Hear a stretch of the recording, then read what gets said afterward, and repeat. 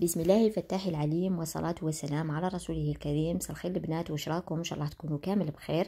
اليوم راح نشارك معكم تحضيرات العودة من العمرة.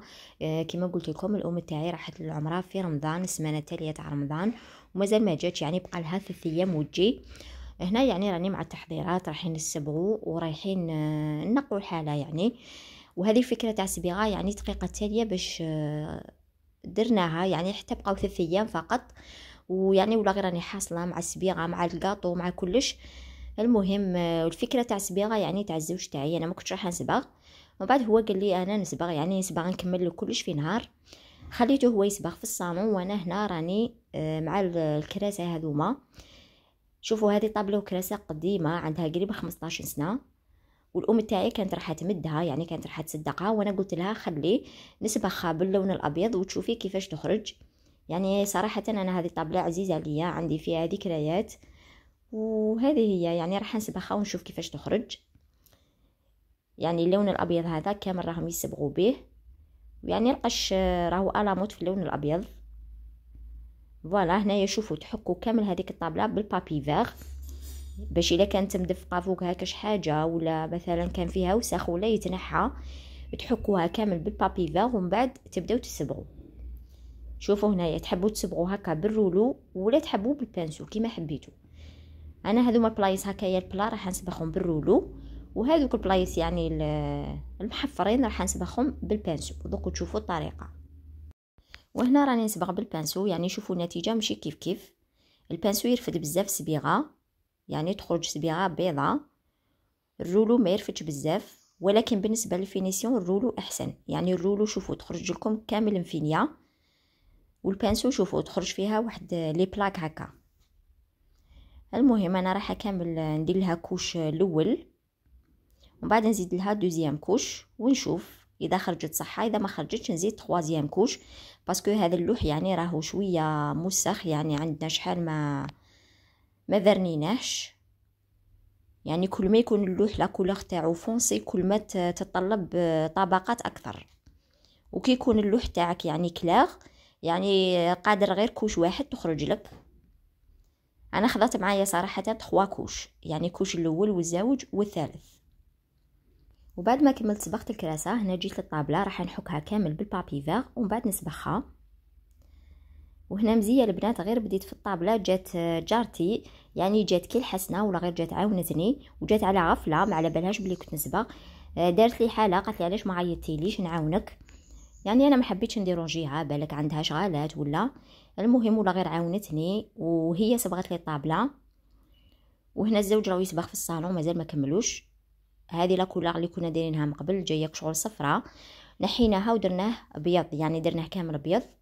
درنا 2 كوش، درنا الكوش الاول خليناه نشف، كي نشف زدنا دوزيام كوش. وهنا راح يصبغ الباب، الكادر تاع الباب. يعني بدينا الصالون من 8 تاع الصباح حتى 10 تاع الليل باش كملنا. وهنا بقات لي الصبيغه من هذوك طابله وكراسه راح نصبغ بها هذا الباب. يعني هذا الباب راهو نقيقي، ولكن حبيت نصبغه بالابيض هكا باش كي نغلقوا الباب يجي هذاك الحيط كامل ابيض. وهنا بعد ما كملنا كامل في الليل 10 تاع الليل سيقت بلاصينا لي كادر في بلايصهم وكل حاجه في بلاصتها. يعني الحمد لله كملنا في نهار واحد، ونشكر بزاف جارتي اللي عاونتني، ونشكر فهم بنت خالي، يعني دائما نصيبوها هكا في سبه ولا دائما تعاوننا. هذا المره ما حبيتش نديرونجيها باسكو هي تخدم ولادها يقراو، يعني ما كاش كيفاه تخلي خدمتها وصوالحها يعني وتجي. المهم البروميي ما تخدمش، يعني جاتها سوا مع القدوم تاع الام تاعي، يعني الام تاعي توصل البروميي وهي ما تخدمش. يعني البروميي ان شاء الله نروح نجيب بنت خالي يعني وولادها ونخليها هي في الدار. يعني كي نروح نجيبوا الام تاعي من المطار نخلي بنت خالي في الدار وهي تتكلف بكلش. المهم هنا شوفوا راني عند المحل تاع اللي يبيع دوزان الحلوى، شيت هنا صوالح اللي نحتاجهم.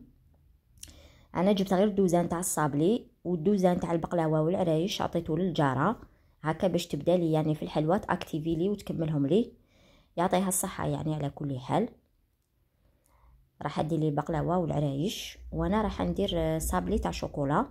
شوفوا هذوما لي كيسات البنات، هذو لي كيسات، ولكن انا ما شريتهمش باش نستعملهم كلي كيسات، انا شريتهم باش ندير فيهم تمر تاع العجوه اللي تجيبوا الام تاعي من العمره. يعني جاتني هذه الفكره هكا، يعني باسكو تمر تاع العجوه يعني نعطو يعني غير 3 حبات 4، يعني ماشي نعطو كونتيتي، ندير فيهم يعني 3 حبات ولا 4 ونقسمهم.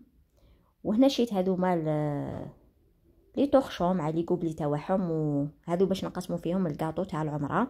يعني كمون ديت كاطو تاع لاير كيك، غدوه ان شاء الله نروح نجيبو. فوالا جبت هذا سيدي يتباع هكا، يدير فيه 10 من كل حاجه، يدير 60,000. وهنا شيت هذا الكاوكاو، يعني ديجا كان عندي الدوزان تاع الحلوى من العيد، يعني شيت غير حاجات خفاف. هنا شيت شوكولا نوار، شوكولا بلون، والكيسات هادو تاع البقلاوه. فوالا سينو صوالح الاخرين كاع عندي. وهنا هادو لي ترانسفير تاع شوكولا تاع العمره، فيهم موتيف تاع العمره، يعني هادو ديري فيهم شوكولا وتخرجيها، يعني تخرج مرسومه، يعني واش كاين في ترانسفير تخرج. شيت زوج، الوحده فيها واقع 40 ولا 50. وهنا شوفوا راني درت الصابلي تاعي واني لصق فيه، ومن بعد نروح نديرلو كلاصه شوكولا ونكملو التزيين. يعني ما شاركش الوصفه معكم، خاطر اخرى ان شاء الله مازالوا الايام ونشارك معكم عده وصفات، يعني الوقت ما كفانيش. ودوكا رحت لهذوك لي ترانسفير راني نعمر فيهم بالشوكولا، يعني تذوبي شوكولا تاعك عادي، ما ديري لها حتى اضافات،